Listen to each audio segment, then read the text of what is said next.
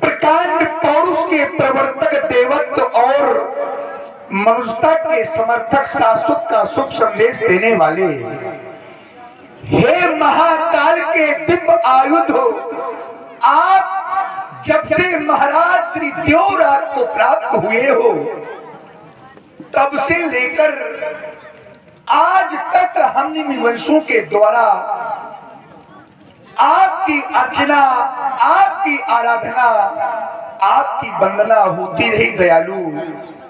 परंतु मैंने आज तक आपसे कोई याचना नहीं की। हाँ, मैंने आज तक आपसे कुछ मांगा नहीं, परंतु देखो ना, आज आपके सन्मुख मांगने आया हूं। अपनी बेटी सीता के लिए आज आपके सन्मुख याचना करने आया हूं। क्यों? क्योंकि कौन बनेगा जनक का जामाता, अरे कौन बनेगा मेरी बेटी सीता के मांग का सिंदूर? ये आपकी उदारता पर निर्भर हो गया है। बेटी सीता का वर्तमान और बेटी सीता का भविष्य अब केवल आप पर आधारित हो गया है, क्योंकि मैंने एक कठिन प्रण ठाना है, प्रण की पूर्ति आपको करानी है। स्वीकारे भगवान, स्वीकारे मेरी अंतिम याचना, स्वीकारे मेरे श्रद्धा के सुमन। कर लिया मैंने कठिन प्रण, क्योंकि सज्जनों, कीमत पानी की नहीं, कीमत तो प्यास की होती है। कीमत पानी की नहीं, कीमत तो प्यास की होती है। कीमत मृत्यु की नहीं, कीमत तो श्वास की होती है। इस संसार में प्रेम तो सभी करते हैं, परंतु कीमत प्रेम की नहीं, कीमत तो विश्वास की होती है। यदि आपके ऊपर विश्वास ना होता तो ये प्रण में नहीं करता। क्योंकि कर लिया मैंने कठिन प्रण,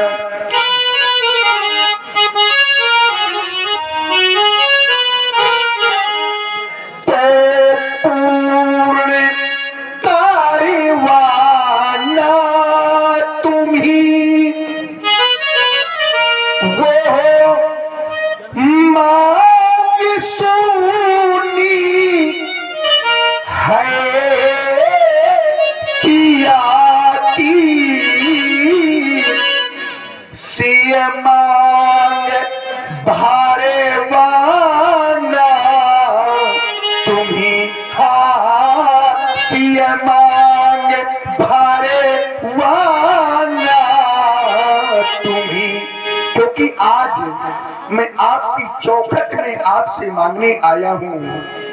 तेरी चौखट पे आना मेरा काम था, मुझे छोड़ दी मैंने नैया तेरे नाम पर। अब किनारे लगाना तेरा काम है। हाँ, अब किनारे लगाना तेरा काम है। और भगवान मांगा न मैंने आज तक,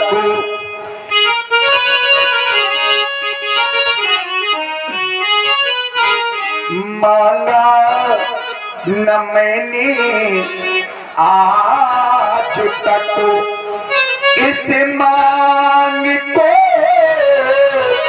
स्वीकार कर लो।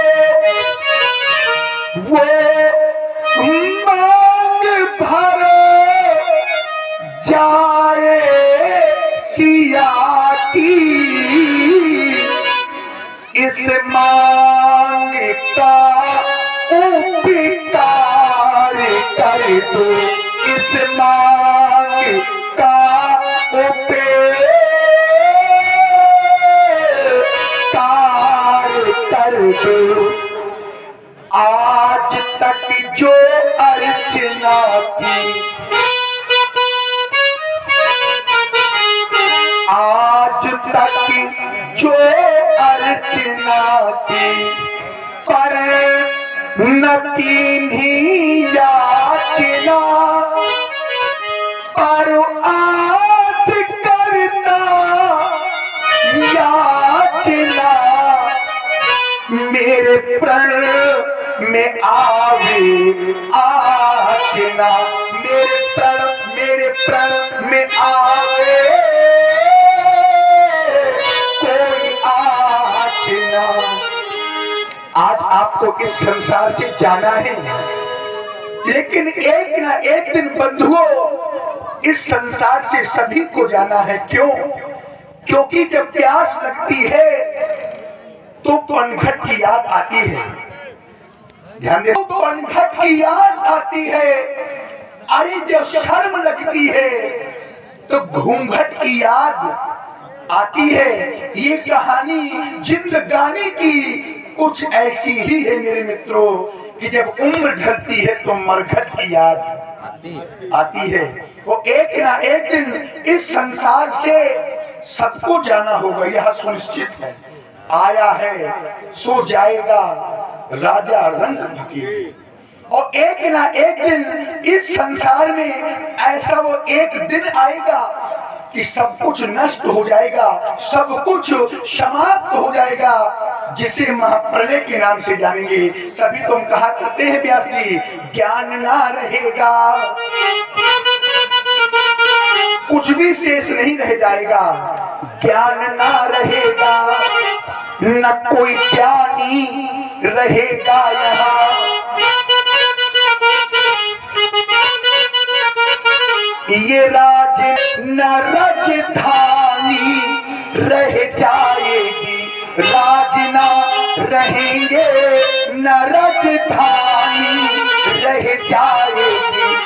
और सज्जनों ये महल भी ना रहेंगे। जिन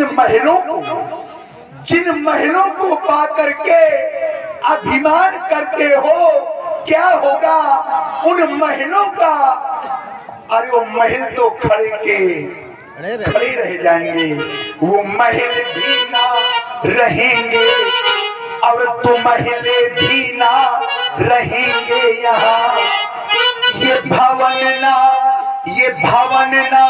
रहेंगे न कोई छानी रह जाएगी। और सज्जनों प्रेम की गरिमा क्या होगा उस प्रेम का? तो आचार्य वाणी कहती है व्यास जी, प्रेम की गरिमा ना रहेगी इस वसुधा में।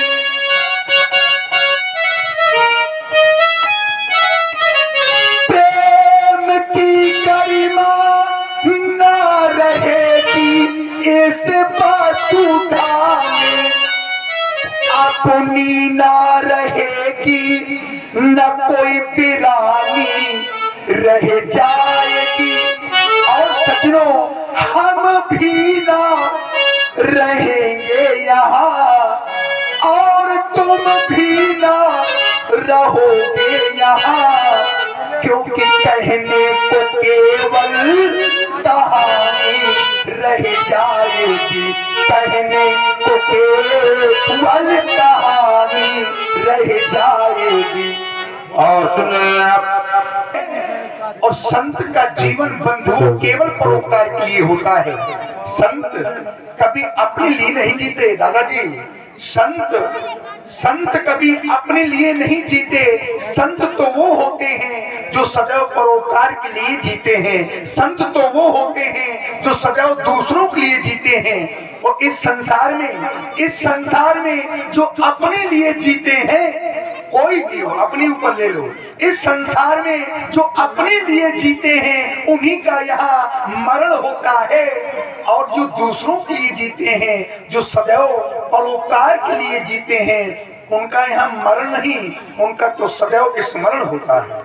संत का जीवन एक फूल की तरह होता है। व्यास जी, फूल कोई खिला जब किसी डाल पर। व्यास जी, अब तब बोलेंगे जब पैसा देंगे, क्योंकि ये मेरे सिद्धांत में लिखा नहीं।